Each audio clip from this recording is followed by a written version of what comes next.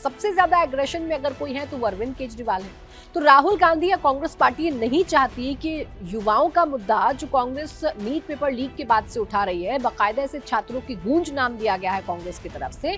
कांग्रेस ये नहीं चाहती कि उनके पके पकाए मुद्दे पर रोटियां कोई और सेक ले। वो ये नहीं चाहती कि इस मुद्दे का क्रेडिट किसी और पार्टी को मिल जाए। कांग्रेस अपने आप को सबसे बड़ी युवाओं की पार्टी साबित करना चाहती है, छात्रों की पार्टी साबित करना चाहती है। इसलिए राहुल गांधी ने अपनी एक नई राह चुनी है, अपना एक नया जंतर मंतर क्रिएट किया है। और राहुल गांधी ने अपने ट्वीट के जरिए, अपने पोस्ट के जरिए साफ कर दिया है कि वो यहीं पर धरना देंगे और ज्यादा से ज्यादा लोगों के आने का आह्वान भी राहुल गांधी ने किया है।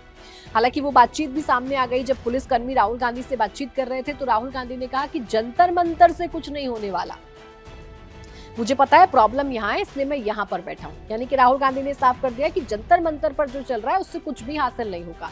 जो कुछ होगा वो अब कांग्रेस पार्टी करेगी और कांग्रेस पार्टी ही दबाव बनाकर अब सरकार से वो सब करवा सकती है जो मांग युवाओं की है। अब इधर राहुल गांधी धरने पर बैठे तो खलबली इंडिया ब्लॉक में मच गई, क्योंकि जिस वक्त राहुल गांधी पीएम आवास के पास बैठकर धरना दे रहे हैं, उसी वक्त इंडिया ब्लॉक के नेता जंतर मंतर पर जाकर सीजेपी के प्रोटेस्ट में शामिल हो रहे हैं, जिसमें सबसे आगे हैं अरविंद केजरीवाल। अरविंद केजरीवाल अपनी पूरी टीम को लेकर जंतर मंतर पहुंचे। सीजेपी के मंच से उन्होंने खूब भाषण दिए, सरकार को घेरा, सरकार को अंग्रेजों वाली सरकार बता दिया, जलियांवाला बाग से कंपैरिजन कर दिया।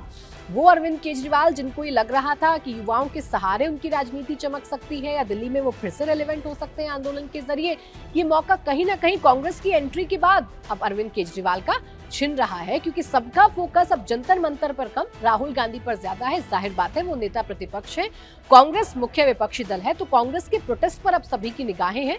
तो कहीं ना कहीं लेफ्ट आउट अरविंद केजरीवाल और बाकी जो दल हैं वो फील करने लगे, क्योंकि जब अरविंद केजरीवाल पहुंचे, उससे पहले शरद पवार पहुंचे थे, सुप्रिया सुले पहुंची थी, महुआ माझी पहुंची थी, समाजवादी पार्टी के सांसद तो लगातार इस प्रोटेस्ट में जाकर साथ दे ही रहे हैं। तो ऐसे में दो फ्रंट खुलते हुए नजर आ रहे हैं। एक फ्रंट है जंतर मंतर और एक फ्रंट है पीएम आवास वाली वो जगह जहां पर कांग्रेस इस वक्त धरने पर बैठी हुई है।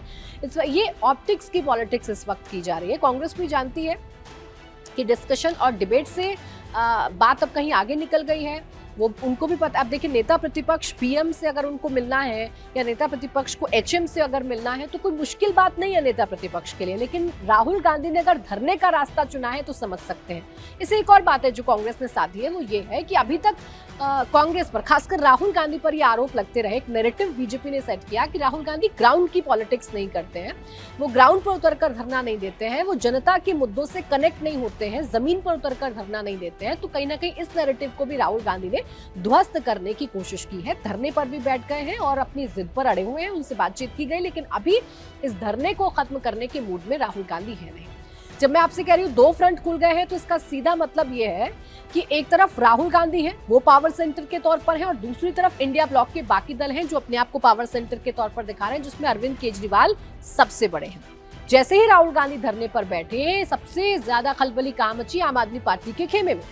आम आदमी पार्टी के नेताओं ने राहुल गांधी पर अटैक करना शुरू कर दिया। सोचिए, एक ही मुद्दा उठा रहे हैं दोनों, राहुल गांधी भी वही मुद्दा उठा रहे हैं, अरविंद केजरीवाल भी वही मुद्दा उठा रहे हैं, लेकिन एक दूसरे से आगे निकलने की होड़ ऐसी है कि अगर कोई दूसरा व्यक्ति आंदोलन कर रहा है तो उस पर टीका टिप्पणी की जा रही है। ये राहुल गांधी की तरफ से नहीं किया गया, अरविंद केजरीवाल की तरफ से किया गया।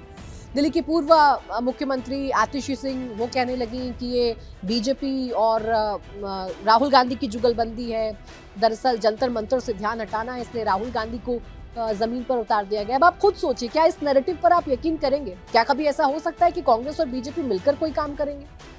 कांग्रेस तो बीजेपी के खिलाफ ताल ठोकती रही है।